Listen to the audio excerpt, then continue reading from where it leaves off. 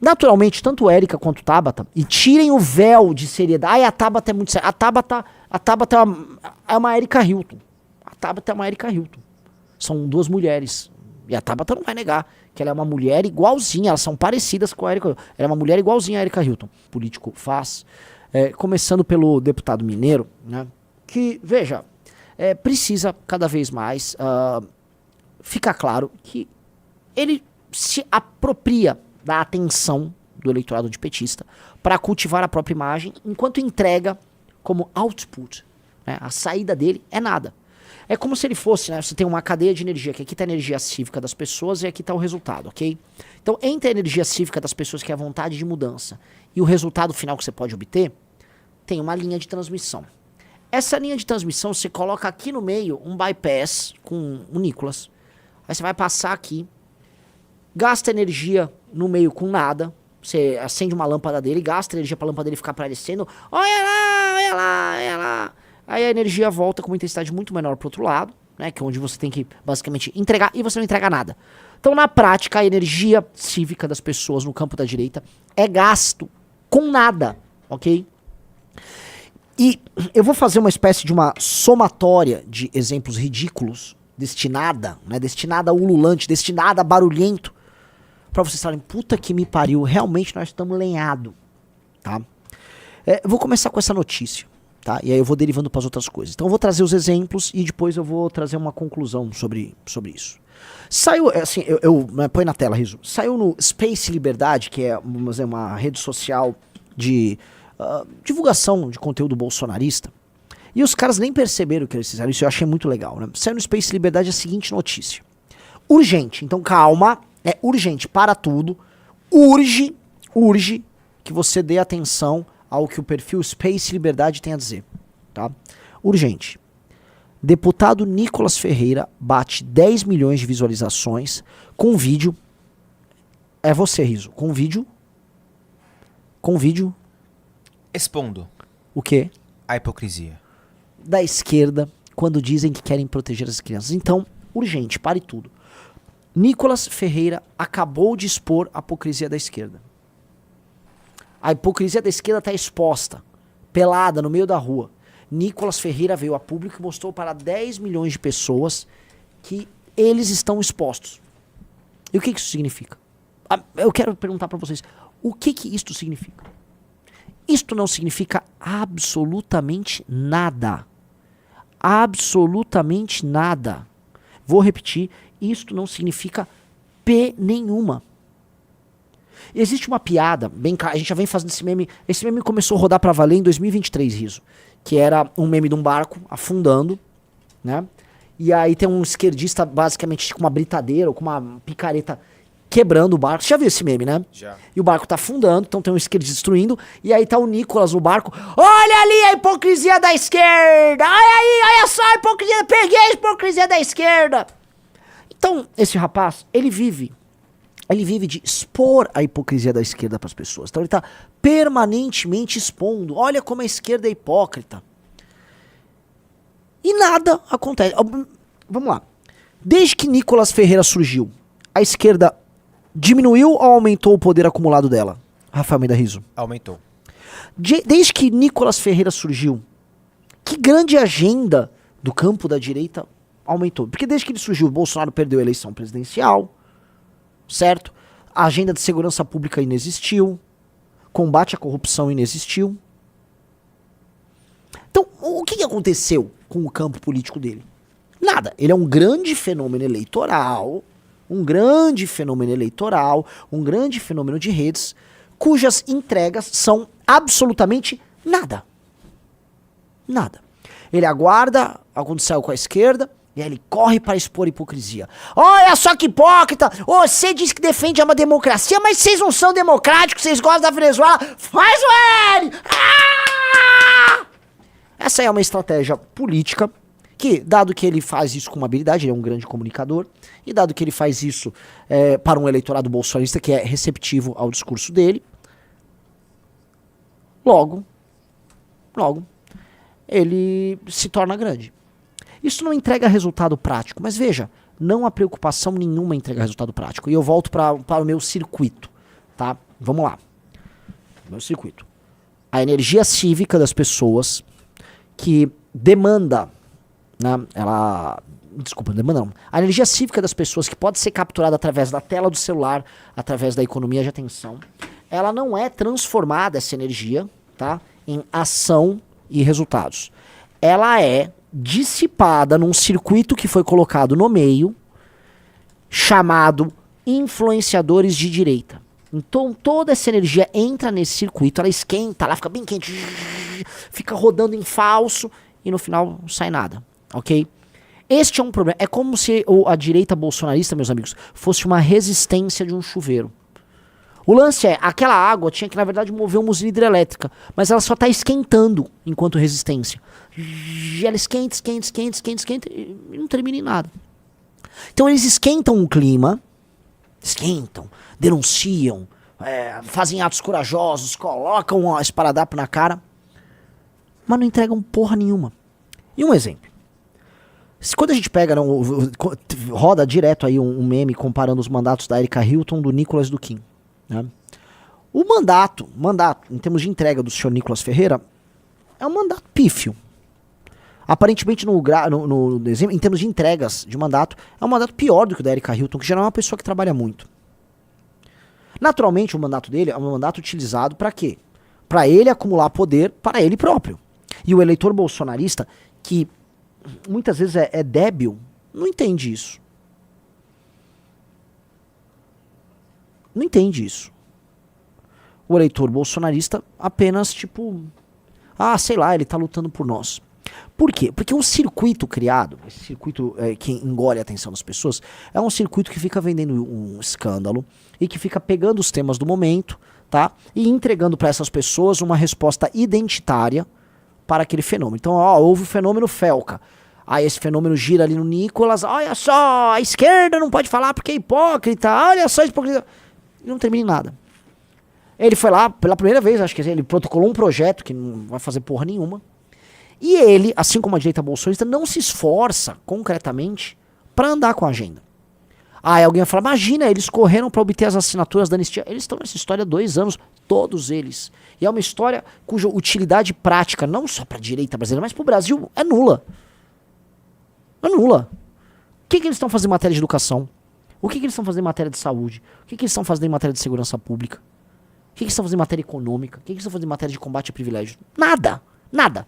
Não tem entrega nenhuma dessa galera. Essa galera basicamente fica produzindo conteúdo que mantém as pessoas tensas, engajadas, enfrentando a hipocrisia da esquerda. E como você fica só enfrentando a hipocrisia da esquerda e você não enfrenta efetivamente a esquerda nos meios, nas instâncias que você dispõe, você perde. Você perde, tá? Veja essa comparação do Inevitável Bot. Por favor, bota no ar aí. Tá? Projetos individuais propostos por Kim Kataguiri, 129. Nicolas Ferreira, 9. Tá? É o quê? Umas 12 vezes a mais que o Kim fez. Né? Tabata Amaral, projetos propostos, 14. E olha que vendem a história que a Tabata é uma grande parlamentar. E a Tabata é brilhante. Erika Hilton, 38. Veja que, assim, tirando o Kim, que mais trabalhou é a que tem uma manicure, uma cabeleireira no mandato, né? Coautoria, vamos lá. Coautoria, todo mundo pode ter coautoria, é o mais fácil. O Kim tem 65, o Nicolas tem 29, a Tabata tem 68, a Erika Hilton tem 40. Vamos colocar a coautoria, é você ser colocado como coautor no projeto de outro ou propor uma coautoria. Beleza. Parecer de relator. Aí é relatar projeto e entregar o parecer para botar para votação. Isso interfere diretamente, tá, na influência ideológica que você vai ter no parlamento. Porque o parecer de um relator carrega a visão de mundo do relator. Por isso que todo projeto tem um relator, o relator é muito importante. Parecer de relator 93, ou seja, 93 projetos foram impactados pela visão de mundo do Kim e do Movimento Brasil Livre. Do Nicolas, parecer de relator 16. Da Tabata, parecer de relator 27. Erika Hilton, parecer de relator 5. É muito pouco, incomparável. Você soma eles, todos não dá o Kim. E aí vem os gastos por cota parlamentar, Kim 440, Nicolas 760, Tabata 1.200.000 e Erika Hilton 1 milhão. Né? naturalmente, tanto Érica quanto Tabata, e tirem o véu de seriedade. Ai, a Tabata é muito séria. A Tabata é uma Erika Hilton. A Tabata é uma Erika Hilton. São duas mulheres. E a Tabata não vai negar que ela é uma mulher igualzinha. Elas são parecidas com a Erika Hilton. Ela é uma mulher igualzinha a Erika Hilton. A Tabata tá ali, só entregando o espetáculo tosco dela, tanto quando ela era... quando quem estava presidindo a comissão de educação, o principal projeto dela era cota trans na universidade. Para vocês às vezes não ficarem imaginando que na verdade a Tabata tinha grandes projetos. Não tinha nenhum projeto para educação. Era cota trans, que é o projeto que quem está andando na prática hoje é a Erika Hilton. Tá? Prosseguindo. Então, e não é só... O lance é, a esquerda ainda tem uma agenda que eles andam e passam. Né? Até a Erika Hilton consegue passar as coisas. Eu não estou falando só projeto. Consegue andar com a agenda deles no judiciário e em outras áreas. A direita bolsonarista, né, na verdade eu vou botar aqui a direita como um todo, ela entendeu que o jogo se restringe a uma atuação em redes sociais e que não há por que gastar, ou melhor, dissipar aquela energia que eles parasitam. Ou seja, Ritos, pra gente continuar dando um bom exemplo, aqui tá a geradora de energia e aqui tá a casa da pessoa. Eles são o gato que tá no meio. Então não vale a pena gastar o gato que eles estão fazendo com coisa que não vale a pena. Com coisa que não dá o ganho deles. Ter um trabalho efetivo por uma causa, por uma agenda, por um determinado futuro, não é prioridade. A prioridade é a construção da imagem pessoal deles. E aí alguém há de dizer, mas no fim do dia não é mais fácil você só investir na sua imagem para você acumular poder e ganhar a eleição?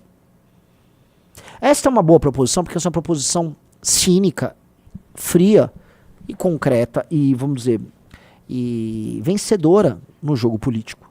Se você atuar dentro do jogo político como um cínico, uma pessoa fria, e a sua atuação dentro de uma posição como um parlamento se restringe a acúmulo pessoal de poder, você talvez tenha vantagens claras, grandes vantagens comparativas sobre pessoas, sobre outros deputados que administram uma determinada agenda. Esse é um ponto, entendeu? Não parece, entretanto, fazer sentido isso quando todos os deputados de um campo político fazem isso. Você fala, olha só, nós temos, por exemplo, um campo político que tem 30 deputados federais, vamos selecionar 2 que vão acumular imagem, eles vão ficar farmando aura, tá, no parlamento, e esses caras crescem tal, e concorrem para posições maiores, enquanto os demais andam com a agenda. Não porque o bolsonarismo, que é o campo político, por exemplo, do Nicolas, o bolsonarismo, ele é só isso. Tá todo mundo concorrendo uns contra os outros, farmando voto, viu? E o projeto fica como um fim em si mesmo. Os adversários percebem, veem falta de energia, falta de entrega, e compreendem que no jogo o que você tem que entregar é só energia, não sei se você entende, para que o circuito deles fique quente. E aí os likes vêm, eles se movimentam. Percebam o que aconteceu agora. Havia o auge da luta Paulo Figueiredo, Eduardo Bolsonaro contra Xandão, certo? Andaram com o negócio, aí os deputados bolsonaristas começaram a vir com papo de anistia. Eles aproveitaram saiu a decisão, o despacho da prisão domiciliar do Bolsonaro. Falaram, é agora. Né? Houve uma manifestação, prisão domiciliar contra o mito. Vamos pedir anistia e não vamos arredar o pé. Fizeram uma semana de teatro. O que aconteceu? O que aconteceu?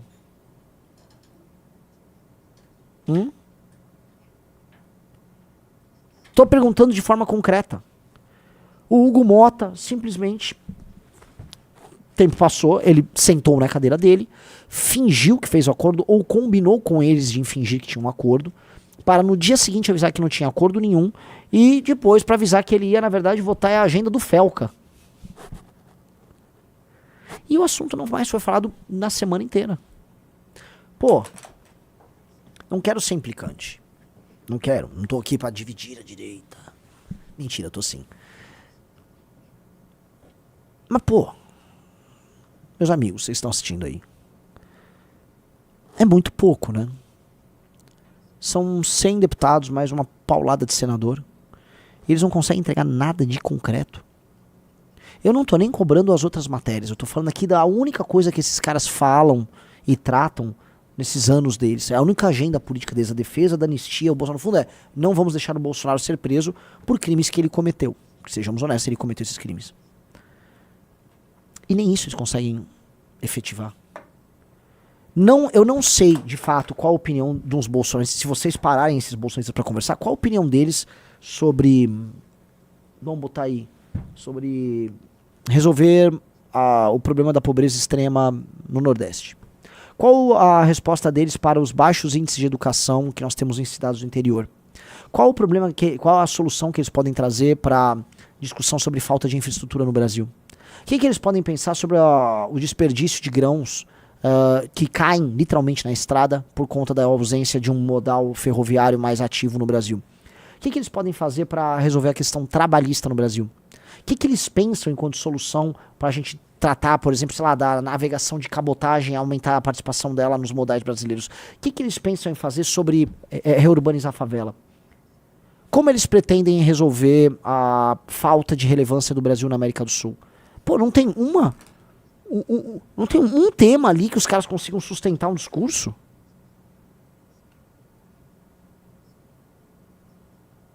É sério? Não tem nada. Isso me choca, meus amigos. Isso me assusta bastante. Porque, por enquanto, e eu acho que isso altera um pouco em 2026, esta é a linha majoritária do nosso campo. É um campo tomado de parasitas idiotas. E que viu a queda do Bolsonaro e a superação dele por duas coisas. E é isso, a gente vê a superação do Bolsonaro vindo por dois campos. O campo centrônico, que é o campo Tarcísio, que é tipo, pega essa vontade de votar em alguém à direita e entrega pra um cara que vai governar com o centrão como um cara convencional. E o outro, que é o Nicolas, que é, pega alguém completamente ineficiente que se comunica muito bem. Se vocês olharem direito, se você funde Tarcísio com o Nicolas, o que você tem é o Bolsonaro. É como se você pegasse dois elementos do Bolsonaro e se separasse. E um é o elemento, um cara do centrão, governado pelo centrão, que vai fazer mais um governo de direita muito similar ao dos tucanos no governo de São Paulo e tal. E do outro, uma figura popular e polêmica que não entrega nada. Entendeu, Riso? Entendi.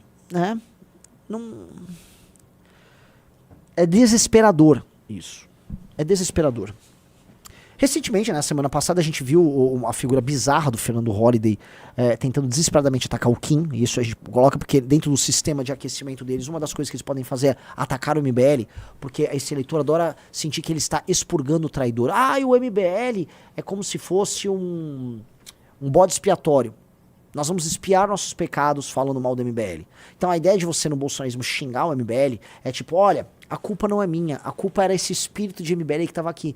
Então se o cara é um ex-MBL picareta, ele, eu só tava querendo me libertar, mas tinha esse MBL ali, esse MBL muito mal, não me deixava amar o meu capitão.